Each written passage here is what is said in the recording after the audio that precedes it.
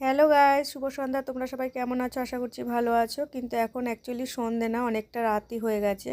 ভিডিওটা কিন্তু গতকালকের, আমি পোস্ট করতে পারিনি, তার জন্য দুঃখিত। কারণ বাড়িতে এসেছি প্রায় 1টার সময়, তাই সেই কারণে আর ভিডিও পোস্ট করা হয়নি। তো যাই হোক, চলে এসেছি আজকে ছেলের স্যারের বিয়েতে। তো আজকে স্যারের বিয়ে রিসেপশন পার্টি ছিল, আমাদের সকলেরই নিমন্ত্রণও ছিল। আসতে প্রায় আমাদের রাত্রি 11টা বেজে গেছে। এসে দেখছি খাবার টেবিলে প্রচুর ভিড়, ওয়েট করে করে 11:30টার সময় লাইন পেলাম খাওয়ার।